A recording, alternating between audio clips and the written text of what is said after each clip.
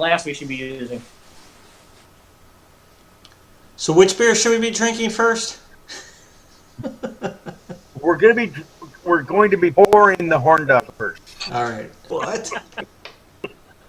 All right, so this is I'm opening up, and by the way, this is Kelly's choice tonight. Tonight's OJ's choices. right. Now if you look on There's the barley wine. if you look on the label, this was bottled in 2020. Cool. What are you doing? What Got are you it. doing? Oh, hold on. Now think about this. Think about this. Schwann's going to drink a barley wine, Kelly. Right, but the thing is about I'm barley keeping open. wines is Hey. sometimes many of them better with age.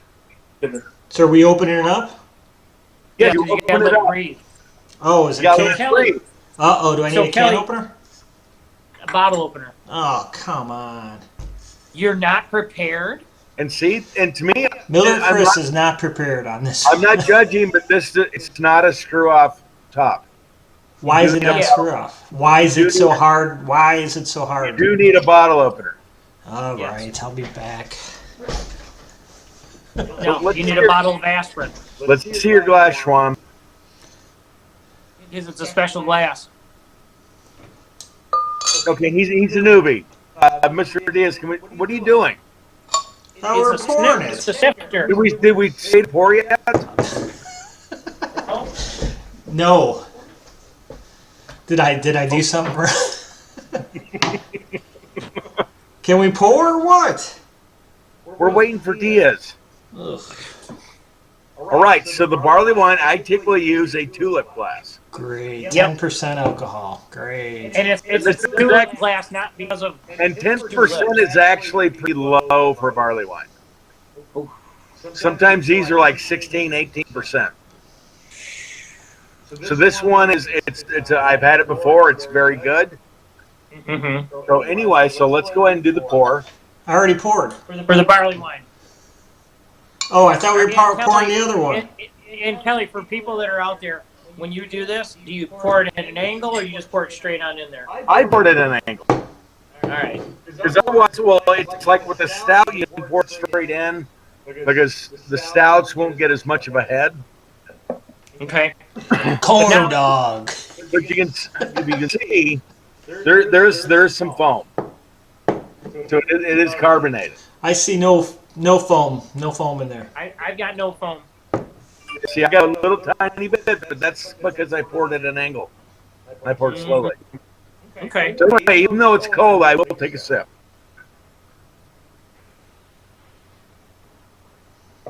So please take a sip. I will take a sip now. Actually, well, stop. I'm going to steal something from Scott Adams. Who the hell's Scott Okay. Adams? He's the guy that does Dilbert. No, but again, I'm gonna send a shout out to Herb's Mug. Herb's Mug.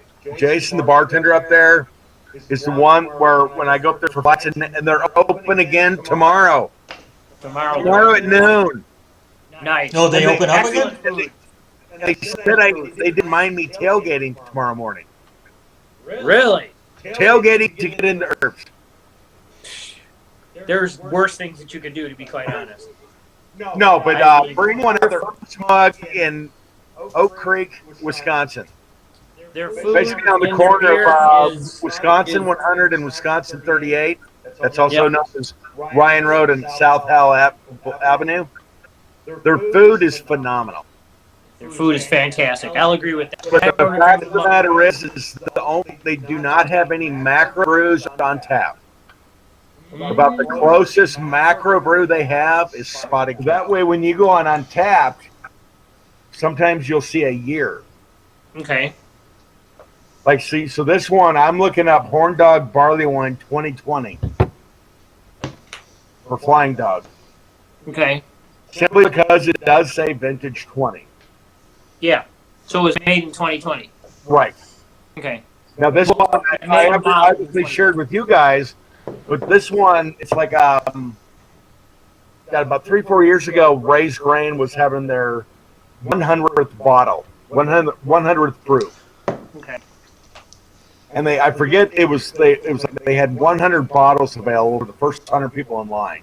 Mhm. Okay, come on, look bored, you little bitch. So anyway, I'm listening. line out Jesus. there, and so He's looking it was something like else. You can see it in his face. You can see it in his face. it was the He's Friday. tasty. It was Black Friday. It was the Friday after Thanksgiving. It was Mm. kind of snowy. It was windy. I'm like sitting there, and I get up there about 2 hours early, and then I'm like, okay, there's like 75 people standing outside. Okay, there's 80, 85, and we're counting. And then I text my buddy, hey, okay, there's 95. Let's go jump in line. So we sat in our warm cars, dry. Because there was 100 bottles. Right. Yep. But the outside, it was also on tap. Of course, you got on tap, you're basically getting it right out of the barrel. Yeah. And it wasn't bad. So I had a bottle, and then someone didn't like it, so they sold me theirs, and it was like $10 or something. Oh, okay. It was like insane cheap price because it was their anniversary. Mm-hmm. So I kept one for 1 year. Yeah, so this would have been like 2015 or 2016.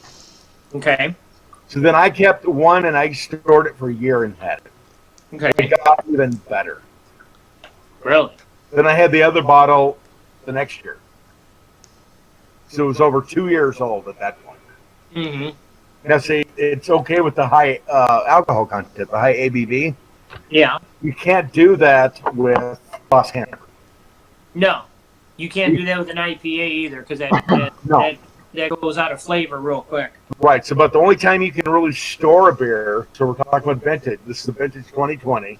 Mm-hmm. If I would have shared this with you, I probably would have kept a few bottles for a few years. Mm.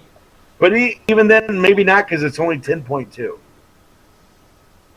So at that point, I'm looking at primarily, like, I'd say 14% and above. That you would store it for the 2 Well, I would store a beer for a couple. Okay. Careful there, bud. I know. I was like, my No, elbow but hit with more. those, so they do get better with age. Oh, okay. But getting back to one on tap is sometimes you do have to, like this one, you can see they've been doing the Horn Dog for like 10 years. Mm-hmm. So you do need to hunt for the vintage.